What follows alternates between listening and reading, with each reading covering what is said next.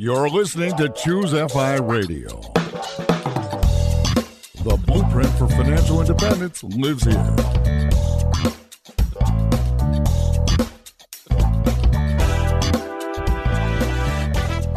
If you're looking to unlock the secrets to financial independence and early retirement, you're in the right place. Stay tuned and join a community of like-minded people who are getting off the hamster wheel and taking control of their lives in the pursuit of financial independence. ChooseFI, your home for financial independence online.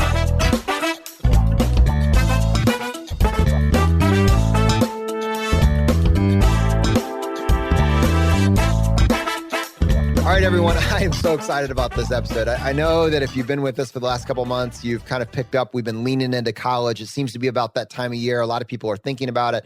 And we also know that the college educational process is going through this giant inflection point. There's this debate about whether college should just be free for everyone. And that's a political debate that we as individuals don't have a whole lot of control over. What we do have control over are our actual choices and how much we decide we want to spend on college. And for that, Brad and I wanted to go back and bring one of our favorite guests on of all time, and he hasn't been on in a long time. In fact, he's actually gone through a name change. He's gone through several life changes. Like, things get really interesting. We're bringing on the Millionaire Educator back to the show, and he used to go by a nom de guerre, which I just love trying to say out loud, Ed Mills, which was a play. It took me longer than I care to admit to realize that was a play on the Millionaire Educator, Ed Mills. But his actual name, Jerry Bourne, is an even cooler individual. And what he's going to do today, we're going to talk about how he was able to pull off 2 years of college in 59 days for less than $30. And while, part of this is just understanding the opportunities that are out there and optimizing, and it may not be the exact same thing to you, we could probably share how you'll be able to get that first 2-3 years of college for far less than $10K, no matter what your circumstances are. That's the possibilities that are out there. Jerry looks for these opportunities. And right now, as we realize that college is going through this type of inflection point, this is not the time to say, you know what, I'm just going to try and save $400,000 and just try to pay whatever they ask. We're just going to pay whatever they ask. That doesn't seem like a winning strategy when you're pursuing financial independence. So with that in mind, I'm so excited, Brad, to have Jerry Bourne back on his episode, episode 13 of the podcast, where we talked about free money, controlling your tax rate, and how the unfair advantages for teachers and public service employees for pursuing financial independence. That has been some of our most impactful content to date. And I think today, for completely different reasons, will be so also. Yeah, I'm incredibly excited. And it's hard to believe we haven't had Jerry actually here live on the podcast in 3+ years. He's sent in a bunch of voicemails and is a great resource of the entire show, a friend of our show. So it's really, really cool to have him back on. And to your point, there is basically 20 years of disruption in the higher education system going on right now, right in the next 12 months. We're seeing something that's expedited. We've always known this is coming. There's a reckoning coming. It's just not plausible to spend $60,000 a year.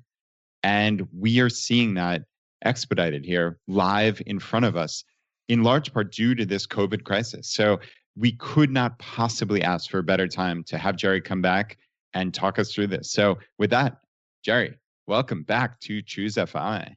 Thanks for having me, guys. I hear my name mentioned on the show occasionally. I'm always flattered. So I'm glad to be here. I look forward to talking about what I've found out here as far as higher ed and some of the changes taking place. Awesome. So let me just tell our audience, I don't want to dictate everything that we're going to talk about, but a couple kind of key themes that I think we're going to be able to tackle in this particular episode.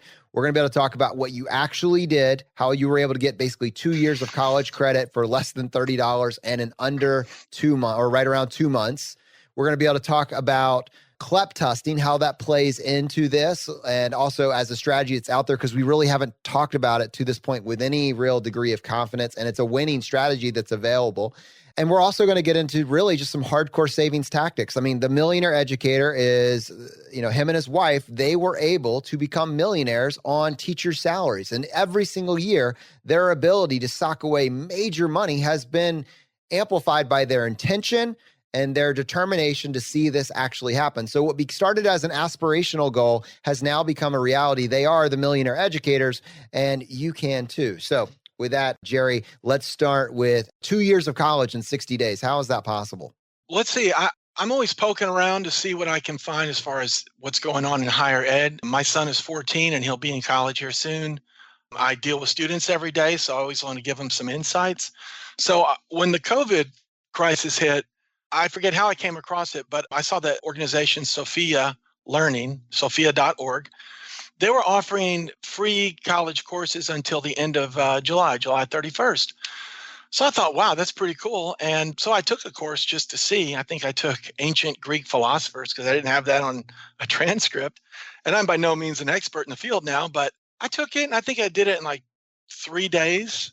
There's a lot of reading PDF files and, there's like a homework section. Anyway, you know how it is, obsessive people like me. When you bank one credit, I thought, well, let's see. I was thinking bank a few more.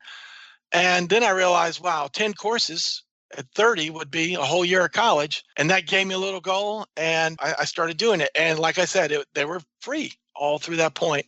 So anyway, I set a goal for myself, a year of college within a month. I believe I did that. And then I was shooting for 2 years of college within 2 months.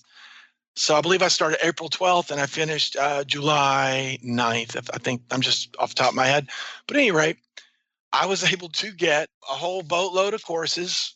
It's all there on one page and it's all on half of another page. U.S. history, U.S. history 2, art history 2, so on and so forth. And I'm working on a blog post where I'll lay these all out so you can see exactly what I did.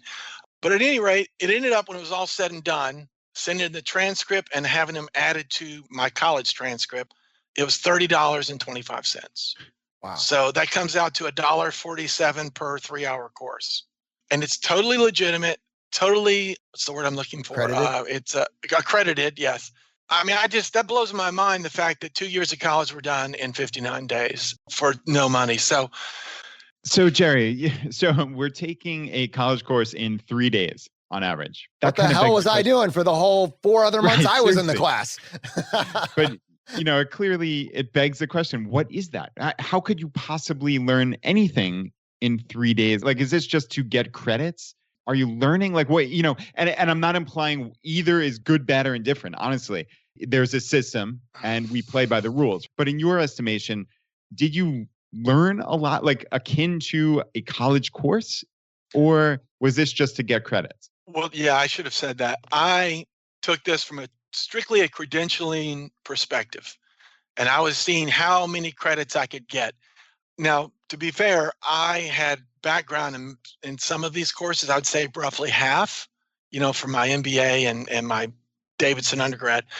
But I do pretty much know what a curriculum should look like for a college, and it covered the same range pretty much. These things are approved by the American Council of Education. So you just can't willy-nilly throw this course out there. It has to follow certain guidelines. Did I go pretty quickly? Yes. And one of the reasons is that it is just pass fail. So if I get 100 or 70, I get a pass credit. It didn't help my GPA in any way. And the other thing is I was able to go very quickly because it's open book format. So sometimes, you got to really dig in the weeds to find answers. But, I would say if a person is a good test taker or above average test taker, they could do these courses. I won't say easily, but they could do it. You don't have to do them in 3, 4, 5 days. You've got up to 60 days to do them. And I've even read that you can add a 30-day extension if you feel like you need it. So you've got up to potentially 90 days to finish a course. Yeah, that's amazing. And I mean, ultimately, if we have an absurd system, right? And the point is you're trying to get these credits to ultimately get a credential. And I think, we talked about this before we hit record. A lot of what you take in your first year, you said this, and I'll cede the floor to you, but a lot of what you take in your first year at a 4-year university that you're spending maybe $30,000, $40,000, $60,000 on is just a rehash of what you learned in high school anyway. So if you can do this for a very low cost or nominal or free, why wouldn't you, right? Exactly. I think U.S. history, you have to take that in high school. World history, well, that's 12 hours you can do through Sophia. Things like, intro to sociology. If you're not going to be a sociology major, that's probably all you need. You can get that. Intro to psych. And a lot of times you have these classes in high school. American Lit, British Lit. They don't offer those at Sophia, but there are CLEP tests for those. So yeah, along the lines of your thinking there, I'm really big on banking credit. Like, for example, my son's going to be a freshman in high school next year, and he's slated to take Western Civ or World History. He's going to take the World History CLEP test at the end of his class because I'm going to have him try to bank that credit. And there are study guides you can use to get ready for that, and it's pass-fail. I believe you need a 50 out of 80 questions to get the credit. But you'll never hear the universities talk about this because $60,000 is a lot of money, right? They want butts and seats, paying tuition, many times through the form of student loans. So yeah, the first 2 years, that needs to be streamlined, no doubt about it. And what I love is the qualifier. Well, we have to teach kids like how to learn. It's more of the process of teaching them how to learn so that when they then do get into these more advanced classes, they're going to have the skills necessary to then learn the real information. Like that sort of qualifier as a person or a tendency, a questioner, I'm like, well, what was high school for? What happened the first time around? And there's someone that actually did it right and they spent a full 6 months learning a topic. When you're at the age of 28, reflecting back on what you learned that freshman year in college and those classes, well, what do you remember? What do you remember from your world history class that you took 8 years ago now that you're in your first job? But you paid $60K for it. So, I bet it stuck more, right? Right. Well, and always remember, what were you like at 18 and 20? I was, worst case scenario, I was a maniac. But I could rebound. It helps when you're 9'6". So, Jerry, we're talking here about one particular program, right, through sophia.org. But, this is not an advertisement for Sophia. This is just the program you used. I'm curious about a couple things in this entire industry, let's say. So are there other similar programs that you've seen to Sophia? And can you compare and contrast them with, let's say, for decades or at least 10 plus years, there's been those, I think people call them MOOCs, right? The massive open online courses through like Harvard and MIT. And as I understand it, those do not give you college credit, but you're taking the same course that you'd take if you were at Harvard or MIT, et cetera. Can you talk us through other options that you've seen to Sophia and then maybe why someone would consider doing one of these MOOCs instead of Sophia, or if that's just absurd, if you would always go with Sophia? Well, let's see. Sophia is the one I have worked on. However, I've noticed there's a website, ACE, the American Council of Education, that I mentioned. You can look at the various organizations that grant credit through them. And it's very interesting. The S page, and I'll send you guys that link to put in the show notes. It has Sophia, Sailor Academy, and I haven't taken their courses, but they have free college courses. You have to take a test at the end, and it might be a $25 or $45 testing fee. There's something called Schmoop, SHMOOP University. I believe that's a Yiddish word, but they offer a number of courses, and it's like $85 a month. And so you could probably hammer out 2 years. They seem to have a lot of lit classes.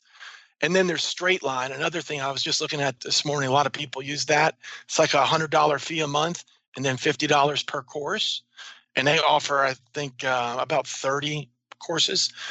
So those are very similar to Sophia. They're kind of like MOOCs, and you do them online and you get the credit that way. But this is probably a good time to mention the good old CLEP test. The CLEP test is a college level exam you can take and get college credit. They've been around forever and very few people use them, but there's 33 CLEP tests and some of them grant 6 hours of credit. I know you can get 12 hours with the Spanish language test. So, if your degree is 120 credit hours and you're getting 12 from one test, more power to you, right? But anyway, I wanted to mention one organization for CLEP test. It's called modernstates.org. And the founder is a guy named Steve Klinsky. And apparently he's a wealthy hedge fund manager. And he got so tired of hearing about how expensive college is. And he just had all these online courses geared to prep people for the CLEP test. And I have done some of those courses. I haven't taken the CLEPs from that yet, but I will briefly explain how those work. It has a homework section and it has big PDF files and you work through that.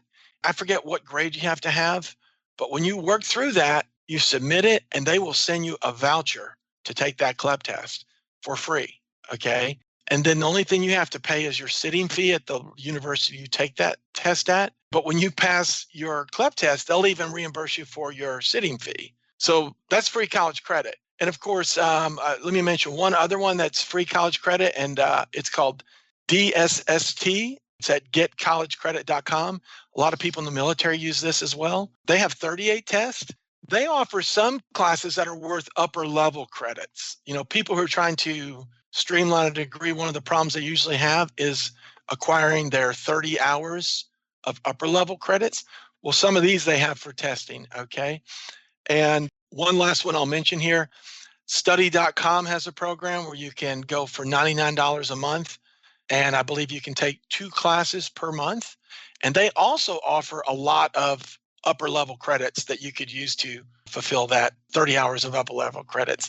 So obviously, you're probably not going to pick one of these. You might do a combination. It'd be just like people's FI path. It's going to be unique to the student. But there are options out there galore. And you'll never hear an advisor at a school talking about these because it cuts into, I guess, their bottom line. All right, so you've actually given us so many options here, and we're not going to just walk away from this. We're going to dive into each of them. I wanted to go back to Sophia because I think probably people up to this point, they've heard that, and they're like, all right, as of this moment, they're still thinking, maybe I should go do Sophia. But what you were able to pull off was time specific. So Sophia was offering free classes up through like maybe the end of July. I'm just curious, like for your kids, would you still do this, or would this be worth it as an approach if you're paying full price? What is the price? How much would it cost you to get those same credits, when they're not running this special offer, just so people have that information?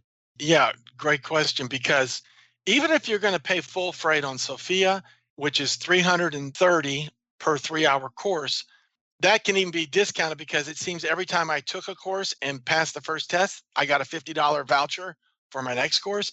So you could argue you could get a lot of the classes for $280. If you took all their courses, I believe you could, for $8,000 or less, get 82 credit hours is what they have of core and electives. So $8,000 to have almost 3 years of college, and you don't have to drive to a college. There's no textbooks to buy because everything's included. And you don't even have to drive to take tests because it's all done via your computer. They verify it's you by when you test in a line they have, there's a way to verify that it's you. So yeah, even if you paid full tuition, full rate, $8,000 for nearly 3 years of college credit, that's a pretty awesome deal, I would say. Yeah, that's incredible. And I guess I'm curious, where do these transfer to? Like, what's the ultimate point, right? I don't imagine Sophia is giving out degrees, right? So talk me through like what happens with these credits. Yeah, this is where it gets a little complicated to some people because most people they have their heart set on going to one university. Well, much like an AP test, if your school requires a 5 in the AP test, you might not get credit for a 4 or 3. So same thing with these type of tests. If you go to Sophia, you will see all the schools that they have articulation agreements with. And if you click through them, and I know the Excelsior College, that's the college I use, it tells me what course it matches up to in their course catalog, okay? And it says right there, guaranteed transfer to Excelsior College. Let me just give a little background on this. Previously, it was Excelsior College and 2 other colleges that were considered like the big 3 for like alternative degrees. That was Charter Oak State College in Connecticut and Thomas Edison State University in New Jersey. Well, it's more than the big 3 now. Purdue Global, Colorado State University Global, and a number of other universities. You'll see them when you go exploring in some of these sites. There are a lot of options. You're going to have to decide where you're going to want to send these. I always liked Excelsior just because they'll take up to, I think, 113 hours of 120 for a degree. So really you would do 3 college courses with Excelsior and then you could finish out your degree. But you need to look at those lists and see where you might want to send your credits. And here's what I would always argue. If I have 3 years of college credit, 3.5, what have you, and my university here, let's say I want to go to Georgia Tech or UGA, I'm here in Georgia, and they say, we don't take any of those. At that point, I'm going university shopping. I'm going to find a university to send these to. I'm going to graduate there, and I'll go to UGA or Georgia Tech for grad school. That's the way I view it because you know how it is. Once you do your undergrad, it's a different reality. So eventually you're going to have to transfer these Sophia credits or whoever you're taking these courses through to a university that will give you the credit. And you can see on the list on Sophia what exactly your options are. Yeah, it's amazing. I'm looking at their guaranteed transfer partners. And to your point, yeah, there's certainly more than 3. It looks like by my count, there's 31. Wow. And yeah, I mean, Purdue University is a brand name university. That's Yes. a guaranteed transfer partner. And to your point, like you've done all these credits in the last 2 months, and those could transfer to get you a Purdue University degree. That's crazy. Let's play this out because I think it's really important for people to understand this. What is a year of Purdue cost, would you estimate, Brad, without actually having looked at tuition? What would be kind of like a price for that? Yeah, I would think for out of state, I would imagine it would be the normal 40, 50 plus thousand. Okay, so let's say you follow this right. You only need your last year. So you're at 40 to 50,000 for your last year, which you want to get at Purdue because you want to walk away with this, this brand name school that you went to. When you graduate, 3 years of Sophia, 3 years of this hodgepodge of credits that you've been able to put together because you've been scheming on this for the last couple of years. When you graduate from Purdue, what does your degree say? I mean, I think it's really important for people. Where did you get your college education, Millionaire Educator, in that scenario? Yeah, well, I would assume it's going to say Purdue University. It's part of the Purdue system. I don't think you're going to get an inferior degree. And it's an accredited university, first and foremost. You're not going to have to go explain your degree to anybody. All right, now let's get a little bit. Slam dunk. And Jonathan, actually, that is your situation with what you did with community college, right? Well, it's even better than that. Mine was a baby version of that was accessible to me at the time because I didn't have the information we're talking about right now. But it was certainly, 2 years of community college, guaranteed admission to a state school. I went to Virginia Tech. You're right, Brad. This is where I was going. I graduated with a bachelor's degree from Virginia Tech, although I had done the first 2 years at community college. But my bachelor's degree just says Virginia Tech on it. So Jerry, the other point I wanted to make is the age that you could start these classes with Sophia. So do you need to be 18 to sign up? I know you were talking about your son was, he's 14 years old. What's the age requirement to get started working on the first 3 years of college? Yeah, I never saw anything on the website about a minimum age to take any of the courses. So being that my son's going to be a high school freshman next year, my wife and I both agreed that he should probably take the college readiness course, which really focused on things like study skills and, being aware of things that might be stressing you out and who do you talk to if you have a problem. Very basic course. It was the only course that I did all summer that had any essay. And, I just made sure his essay was nice and he sent it in. So he started with that and it gave him a little confidence. And then he decided he wanted to take the intro to information technology course. Well, basic computer course. And, he's on the computer enough. So he did fine in that. And then from there, he's taken some other things that down the road could serve as electives, intro to ethics, intro to religion. He was interested in that course. He took that. And he did one other one that escapes my mind right now. But yeah, he's done 15 hours. And it doesn't matter. As long as you can, read and complete the homework and pass the test, you're okay.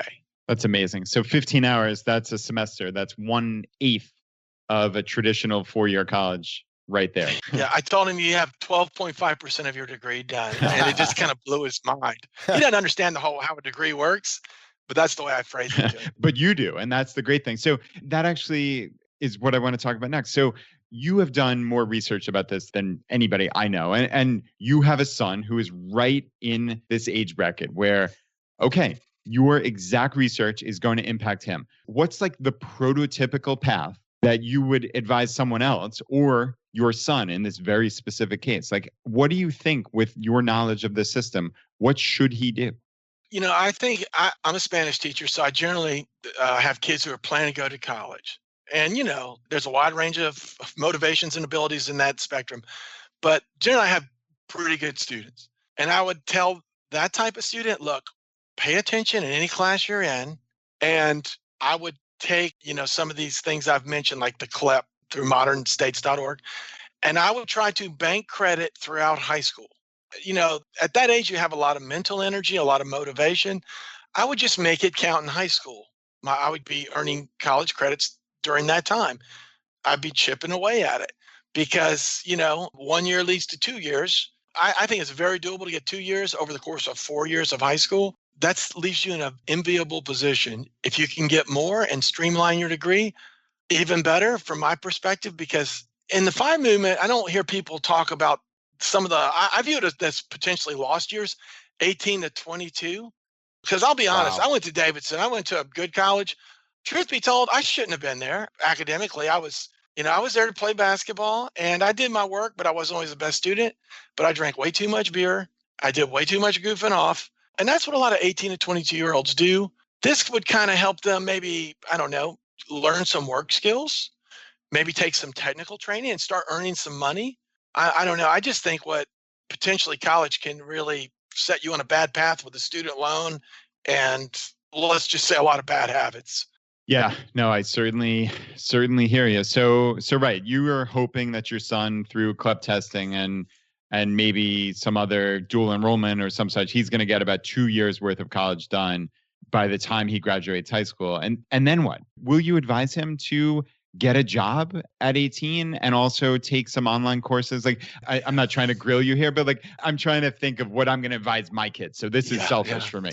Well, yeah, I would like him to get at least 2 years and, he could do online courses.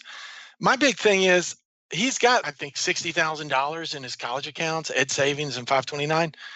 And what is that now? 2 years? I'll be honest, I'm a little disgusted with the whole system at this point. I'd rather that money go to him somehow or go to some other relatives. But at any rate, he's going to get his college degree and kind of learn about what he wants to do. I know personally, I'm hoping to go to language school with him, maybe in Montreal one day for a year. Nice. Or maybe we'll go to Perugia in Italy to learn Italian. I think that would be a year well spent, learning how to speak Italian or French. And you don't have to sweat piecemealing your degree because, Jonathan, he was going to be a pharmacist. You were going to be an accountant. I hate to inform you guys, but a lot of students, they don't know what they're going to do. They don't have a lot of single focus. And if my son suddenly says he wants to be a doctor down the road, we'll worry about that then. But right now, we're just going to try to get him his undergrad. And so he can kind of explore life and what he can do. And if he wants to do something down the road, he can go to grad school. That's how I reinvented myself. Yeah. Isn't that interesting? He can explore life, right? Because that's usually the counterpoint that people say, which is, oh, but the college experience, right? You learn so much about yourself. You're living on your own.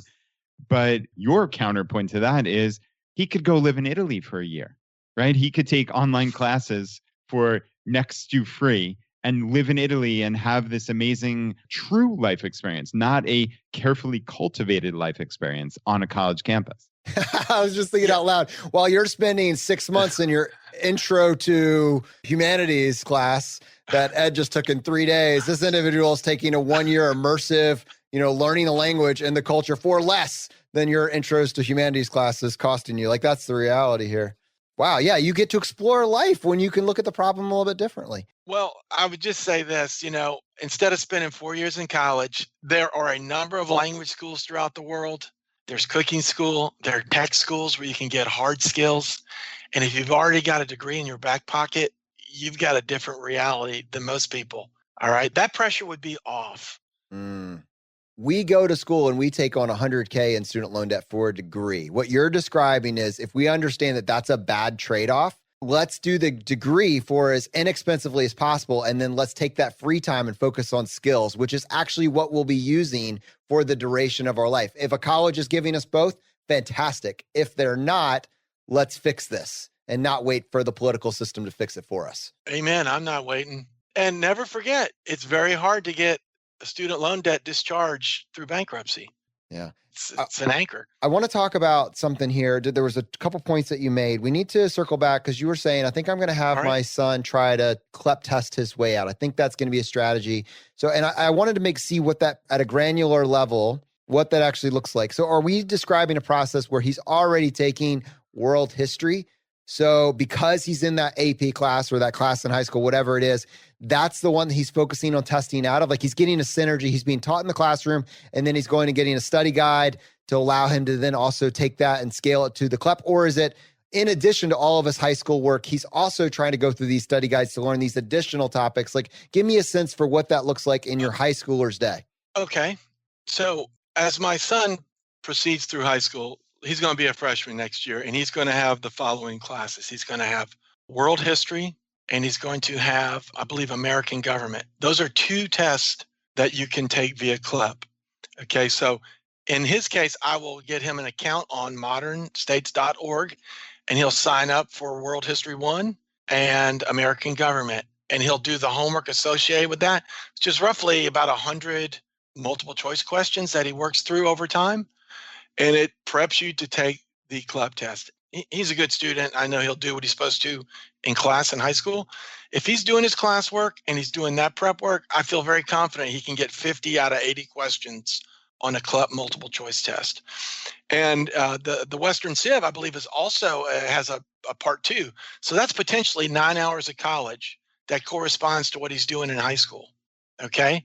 His sophomore year, he'll have an algebra class that he can CLEP or take via one of these Sophia type options. So there are a number of courses. Let me just focus on English, because your freshman year English, it's basically analyzing literature. So, you learn about metaphor and simile and poetry. And well, there's a CLEP test analyzing and comparing lit, basically. It's worth 6 credit hours if you pass it. All right. Then there's American Lit, you take your junior year here in Georgia, and your senior year, you take British Lit. Those are each worth 6 credit hours. He's going to have those classes in high school. So I'm going to steer him toward those CLEP prep tests on modernstates.org. And so as he passes those classes and he works through the homework, we'll go over to probably Valdosta State University. He'll take his test. If he gets the 50 out of 80, he's just banked 2 college classes. You see, so there's easily a year and a half, 2 years of college that directly corresponds to what he's taking in high school. Okay. And I'm not even talking about what he's getting in Sophia courses. I think it'd be very easy for him to do 3 years of college. So he'd have his core and most of his electives done. Keep in mind, here in Georgia, we have a program called Move On When Ready, where you get to take college classes while you're still in high school. He's probably going to do that, to do things like, your freshman composition courses, some of those courses. So there's just a whole wide range of things you can do for a student to help him earn the credits along the way. So Jerry, when you started writing about this, and I remember you wrote an article, you were talking about Excelsior and how you used it or how you would use it, that sort of thing. I mean, literally 2 or 3 years ago. Yeah. I wasn't totally I was a new parent, or maybe I was about to have my firstborn at that point. I was excited, but it was also past the point where I could really benefit personally from it. I always had a little asterisk. At some point, we're going to circle back to this. There's something here. It seems it's almost more imperative just for our society that people understand the tactics are available. I'm still grappling with, you said Georgia has Move On With Ready. I'm currently looking into, does the counties here, do they offer dual enrollment programs? I don't even know that answer. Right now, I still don't know that answer at the local county, and it's not applied consistently across the board. But what we've talked about up to this point, everyone in every city, state around the country can do this. You can do it. And that is what is so impactful. But even more than that, I wanted to what I'm trying to do is very much not take anything for granted and let people realize that this is a glide path. If you just start doing just a little bit each and every day, you can make this so easy. The friction point to me comes in mind that you have all these different types of things going on. You've got a CLEP test over here. You've got a dual enrollment here. You've got a Sophia class over here. You've got, maybe you took another organization because they had one, but you're in 6 or 7 different ecosystems as you're making this plan. How do you bring them all together? How do you get them all into one transcript that says, look, I got 3 years done? Yeah, that's a good question. Just keep in mind, you're always going to have to, at some point, to send your credits to your final university that's going to grant you a degree. Now, in my case, as the article that you're referencing, what was it? How to earn a college degree in 12 months for, what was it? $7,500, I believe is what the title was. I identified Excelsior College as one I would use, me personally, but that's just my preference. But you're going to send all those transcripts to your university, and they're going to put them all on one transcript, and that's how you know they're banked. And it's going to be a running tally. My Excelsior transcript now has the 62 hours I did. It's got a CLEP test that I did back in 2011, and it's also got a DSST course, actually personal finance. I didn't have that on a transcript. I took a test and got it. I did those tests back in 2011 because I needed 6 hours of college credit to recertify my teaching certificate, and I didn't want to go to college and sit in classrooms. So I took 2 tests, and I got 9 college credits. but it's all because it's on an official transcript at Excelsior College, which is a fully accredited university. So no matter where you're getting your credits from, just keep in mind, you're going to send them to your ultimate destination.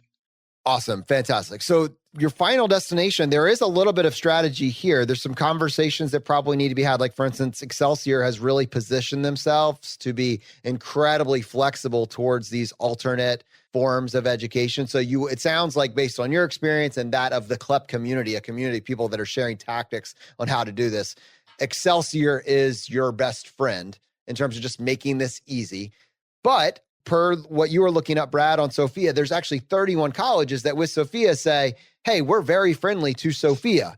So if you're now merging, Sophia plus CLEP test plus dual enrollment plus a couple of these other modern state, a couple other things that you used, we know Excelsior is super flexible. We suspect that these other schools are very progressive in what they're actually allowing, but your mileage may vary. And so you need to think about what is your overarching strategy and be ready to pivot a little bit depending on what information you hear back. Is that accurate, Jerry? Like, there's no one consistent approach across all these 30 schools. Correct. When you look on Sophia, you'll notice that, I'm just going to pick a university, I'll say Purdue Global. They have their list of Sophia courses they'll grant credit. I don't think it's quite as extensive as what Excelsior will allow for, but that's okay. Say you get 45 hours, that's a year and a half. So, and every college is a little different. They might say you can only do up to a year or 2 years of college like that, including CLEP. So there might be kind of an overall cap. That is why I always liked Excelsior. There was pretty much, they had something in the catalog. Basically, it doesn't matter where you learned. They don't care. They recognize what you learned. So yeah, just take a look at those other degree options and see what works for you. It just seems that for what I wanted to do, Excelsior was my best option. And like I mentioned to you guys earlier, I originally went there. They have something called One Transcript Service to consolidate all my transcripts. When I applied for a job, and as you guys know, I like to job jump, I got tired of having to send multiple, 10 transcripts for a teaching job. I just send them one now. Nice. So that was worth it for me. So little non sequitur, sorry. No, I think that is important because you are getting these credits from so many different institutions, and you have isolated this Excelsior one in particular as a place to really consolidate them all. So that's just a cool little tip for anybody out there. And it's interesting, and I want to just put a note on this, that you said some schools might allow different credits from these organizations like Sophia. So Excelsior, it seems like, accepts a nearly unlimited amount, whereas, and we don't have the answer because we haven't done the research on this, but Purdue might accept far fewer. You might not be able to get 100 credits at Sophia for free, waltz over to Purdue Global Online and take 3 or 4 classes and get a degree, right? Right. Yeah, I would doubt you could do that. But that's why, people need to dig in and figure out what they want to study and where they want to study. I wish I was smart enough that I could understand every one of these options, but it is infinite, And to your point before about degree shopping, you can also have prestige shopping, frankly. That's an interesting way of looking at this. If that matters to you, then maybe getting the degree from Purdue, which is a globally recognized university that people know that name, maybe it is worth paying a little extra. I was just at Purdue Global's website, and it seems like you could get an accounting degree from them for about $60,000 online across 4 or 5 years. It looked like 180 credits. Now, that's assuming you got 0 from Sophia. So let's say you can get 2 years. That probably knocks it down sub $40,000. Now, for you, in your mind, you might be saying, who on earth would pay $40,000? But somebody else might be comparing and saying, wow, I can get a bachelor's of science in accounting from Purdue for only 30 or 40,000. That might be pretty darn good to them, right? So to each his own is ultimately my point here. And it's cool that you have so many options. And it seems those guaranteed transfer programs are the critical part, because I would not want to do all this work and get 60 credits at Sophia and then try to go somewhere else and they say, tough luck, that's not going to work. So and I can weigh in there with personal experience, as you were pointing out, Brad. So I actually did do community college, transferring to Virginia Tech for the last 2 years. I did not have the strategy that we're talking about when I took my classes at Virginia Tech. I just took whatever looked good on the transcript. And even then, with the in-state relationship, which is not nearly as complex as what we're describing with these unaffiliated, like these two, this community college that I went to and this state college, they're bound by the state, right? They are both operating with help from the state budget.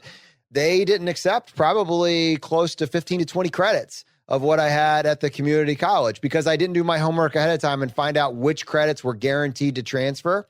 I had taken some that just didn't have a match on the transcript, and that just was too bad.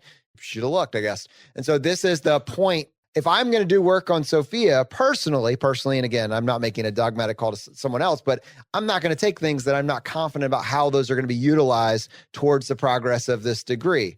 You know, maybe if it was a particularly interesting thing and I just love the educational process so much, but in the context of someone that's trying to optimize their college degree process, I'm certainly not going to do that, right?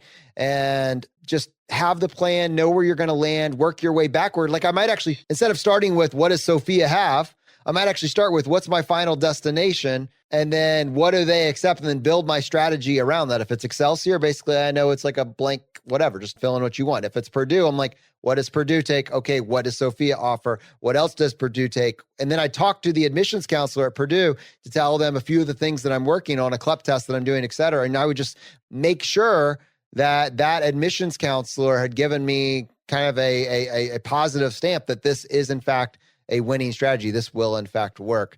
I think it's really important that you kind of start thinking about it through the lens of where you're going to land after you've done this. I'd add to that, Jonathan, that I would really use any free sources I could get, and I would be almost greedy. For example, the modern states for CLEP testing, because I'm sure you know many people who they got down their last semester and they were shy 2 electives to get their graduation requirement in.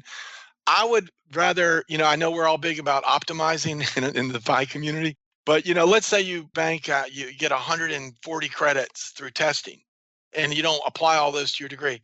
You haven't lost anything. I'd say just bank as many as you can along the way. If you think you could pass it, I would take it. And you'll be thankful down the road. Because think about this. I did my MBA. They had all these prerequisites I had to go back and take. So if I could get some of those done along the journey, maybe I don't have to take financial accounting and managerial accounting for my MBA. I've already done it. Okay. Just food for thought. I'm trying to put that in context. Give me some help with what you mean, because it sounds like you're actually rounding out my position that I was making a second ago, and I didn't totally follow.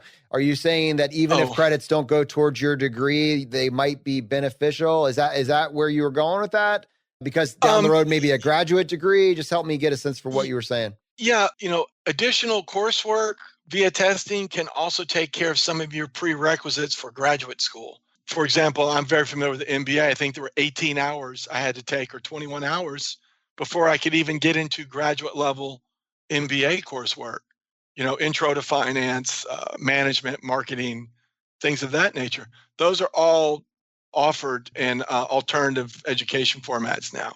Okay. So, if you have those, you might have to take them later. So it'd be a situation where your undergrad landing destination does not accept those, but you have grad plans, or you might have grad plans at some point. And when you get to that point, it turns out that the grad program wants you to have these additional credits, and you'll be glad, even though it didn't transfer to undergrad, you're glad you have them when you got to grad school. Is that what you were saying? Yeah, exactly. Because maybe you don't have a business undergrad and they say, well, those are just electives. And you don't have a business degree, it's still going to help you down the road. Very cool. Give you a quick example. I know a girl here who's going to be a physical therapist. Well, she was finding out that there was coursework she needed to be taking to better prepare her for her graduate degree. But at the undergrad level, they were offered, but they weren't being steered to those courses. So she is now taking these so-called not needed courses, but it's going to help her streamline her graduate degree down the road. That's just a local example I have here. Maybe you've experienced this. A lot of times your academic advisor, they have 2 or 3 jobs. They really don't know the course catalog. And I remember that was my experience as an undergrad. I seemed to know more than my advisor because he was having to write publications and teach all these classes and then advise me. The scope was too broad for him. He had a lot of other jobs that were more important. So, Jerry, one thing that we talked about earlier is how this lost 4 years that we are attributing to the college experience. And really, that's the following 8 to 10 years, the lost decade, that is lost to just trying to get back to broke, pay off the student loans. You actually had to deal with some of this. So you're kind of fixing this now in post. You're recognizing all the inefficiencies that were baked into that, but that didn't stop you from aggressively pursuing, you and your wife aggressively pursuing financial independence and, in fact, truly becoming the millionaire educators. And I know one thing that's always been very inspiring to both Brad and myself is, you sharing your savings goals and how you figured out how to control your tax rate, how you were able to send whole paychecks into pre-tax vehicles. And it just seems like each year you've been able to figure out a way to dial that up further on teachers' salaries, sometimes job hopping, sometimes leaving and going to a different area or location.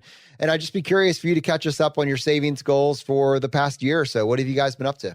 Well, yeah, we're working again. We started working in August of 2018. And, I like hardcore savings, and old habits die hard. Well, we've been able to save more now just because we're older and we have all those catch-up contributions. So our contribution limits are considerable. Let me say that my wife will not be going back to school in the fall. So let me just get to the numbers. 2018, we saved over $58,000 on a partial year. 2019, we saved $130,000. 2020, my wife will work up until August. She'll get paychecks. It should be about $122,000. And theoretically, if I just finish out this year and I'm the only one working, my wife and I should be able to save about $67,000. 2021. So, that all we're doing is filling the buckets. As you know, we live off 72T distributions from our IRAs. And then we probably will cannibalize some of my wife's 457 starting in 2021. I know that drives a lot of people crazy in the community. They always say, you're cannibalizing your retirement savings. And, I have no problem pulling from a HELOC as needed. So over $300K since 2018 saved. On teacher salaries. And teachers, just teacher salaries. We had a small side hustle, but no great shakes there. We just fill the buckets, as I've been known to say, to put money on our side of the ledger. I know Jonathan likes that line. I do. I've repurposed it many times. So let's talk about this. How, just kind of give us a sense for what drives the vast majority of this, just at a macro level. So 2 teacher salaries. It seems to me like to save $60,000, $70,000 plus a year, you probably need to be making $250,000 plus a year. These are the types of people that are able to save this sort of money. But tell us a little bit more about how teachers are able to just massively do this, and give us a sense. Like, let's assume someone hasn't listened to episode 13. They're hearing this now. Give people a sense for how you're able to pull this off. How are you able to control your tax rate, and how are you able to live off of $8,000 a year? That's what you said. I'm only bringing home $8,000 a year. Yeah, well, we're able to make it work for us because, and I learned this from Brad in the first interview, we have low structural cost. We live in a low cost area of the United States. We're in a place called Statenville, Georgia, in Eccles County, South Georgia, right on the Florida border. And I'll give you an example. We bought a house for $68,000, a 3-2 brick ranch, only owned by one family. Nice place. We don't have to commute a lot. We walk to work because we're about 100 yards from the school. It's a good school. My son likes it there. And there are no restaurants in the town. There's nowhere really to spend money. Well, unfortunately, we both like to cook. So our overhead to live, $2,500, $3,000 a month, easy. We live very well. That means that we're able to just basically zero out our paychecks. And we just have maybe a little bit left, but always keep in mind, we've got to fill those IRA buckets. Let's talk about that. So zero out your paycheck. That makes sense to me. I know your story, but an audience that says like, you're doing what to your paycheck? Like, I usually try to make my paycheck bigger. That's the entire goal. You're zeroing out your paycheck. Describe why you're zeroing out your paycheck and what HR thinks when you tell them, I don't want you to pay me anything. Yeah. Zeroing out our paycheck means this. I go see my friend at the office and I hand my contribution sheet for the 403B and the 457 plan. To give you an example, January through May, I did $5,200 a month to my 457 plan. And that means I was able to put $26,000 in those 5 months. And then I had a little bit more money left in my check. I think it was $300. I put it in my 403B. So when it was all said and done, I think I had maybe $100 a month in my paycheck. My wife currently, since she's going to be working for these 8 months, I think she gets $2.70. We've done the same with her paycheck. Reason we do that is that money, we don't owe tax on it. It goes to our 403B and 457 plans. So it dramatically lowers our taxable income while also increasing our savings dramatically. It's like the best of both worlds. And it's something I learned to do long ago. And I realized no one ever understands it. That's why you really got to know the people in HR, because they don't know what you're doing. So just kind of explain to them, that yes, you do want a small check, and that yes, you do have some money somewhere else that you can live from, because they seem to really worry about you. But you always get the Christmas card. I hope you guys are doing okay. Yeah. With your $2.70 check. That's amazing. You're probably, I have to assume you're the only person in the history of the school district to have ever done that. So I can't imagine how many, they look at you like you have 27 heads when you walk in there, right? One of my superintendents said, "Now, what are you doing? You got to explain this to me." So I guess the HR person talked to him, he has to sign off on those contribution statements, I guess, at some point. And that just kind of blew his mind. But yeah, it's unorthodox, but this is why, and as we've talked about, I didn't have a really good start financially in life. I got up to zero at 35. This is why if you start saving early and you have a buffer, and if you have, say, like a 457, like teachers have, this is why we deemed it the unfair advantage. That potentially could be a stream of income if you change jobs. Then you can accelerate your savings rate. And when you're maxing out or zeroing out paychecks, oh my Lord, that's crazy how much money you can save. So I didn't think this was possible. Yeah, you have a very comfortable lifestyle for, right around $3,000 a month. And that's easy is what you said there. But we also just said you're not bringing anything home. Now, I know you just in passing mentioned how you're cannibalizing your 457 and you mentioned a 72T. Like, give our audiences, what does that mean practically? What are you actually living off of? Because you're not both having a $0 paycheck and having $3,000 a month. And there's a gap there, right? So help our audience understand where your revenue comes from. Yeah, what do we live off of? Well, let's see. The first source of income that hits every January is we have a 72T distribution of a little more than $18,000 a year that hits every January, and that's from some previous IRAs. The 72T is a provision where basically you turn your IRA into like an annuity. Boy, that's some sexy talk, isn't it? But basically it means you can access your IRA before 59 and a half. Now, in hindsight, I don't know if I would have done that, but we get $18,000 a year. We have older 457 plans from other jobs. So if we take, let's just say we take 12,000 out of those, that leaves us with 30,000 a year in income. Okay. Now, we have since depleted those. We don't have any previous 457 jobs because, it's all sitting in cash and we've taken it out. When my wife stops working this year, we'll have her 457 money that we'll be able to pull from. And that's how we are able to basically determine our own tax rate, because we determine our income. So the 72T and 457 distributions, which you got to remember, 457 plans do not have, this is why they're special, they do not have pre-59.5 penalty of 10%. That 10% penalty does not exist on 457s.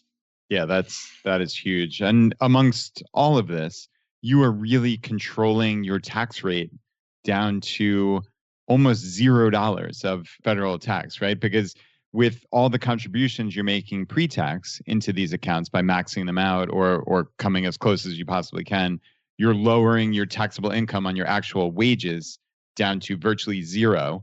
And then whatever you're pulling out of these accounts, that is taxable income, but it sounds like a tiny amount. And then you're allowed the standard deduction now, which is significant.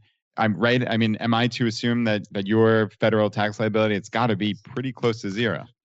Well, last year I did what did I do? $40,000 IRA, a Roth conversion. So that was a big chunk of it. But yeah, you guys know from the free money articles, I think last year the free money amount was roughly $45,000 before I owe anything. So, once you know that calculation, and that's always on that article, I do it for a lot of people. I do the charts, I'm saying. But at any rate, when you know that number, you know when your taxes start at the federal level. You've always got to deal with state taxes. But yeah, I don't owe a lot of tax. I think last year, even with like $3,500 for federal, and that included like $40,000 Roth conversion Does that sound right? Yeah, and that was something you did voluntarily, obviously. This was a decision point from a position of strength. That's the cool thing, because you were already down in the lowest tax bracket. Yes. So that, again, when you're hearing that, that is a decision you made to optimize your finances from a position of strength. Yeah, there was no surprise that I was going to owe tax. I knew I was going to owe tax. And my accountant was like, my CPA was like, you're aware that you're going to pay tax? And I was like, yes, I'm aware. But I'd rather pay at that low rate, when I got my income down. So yeah, it just gives you a lot of other options, and I don't think I'll ever stop working this formula. I hope in a few years, I guess I won't be working and I'll just be pulling money out within my tax paying threshold. It's going to be so boring then. Oh, so many less buckets. Yeah, well, I've heard you guys talk about, like, we get so used to savings and optimizing. What point do you start spending?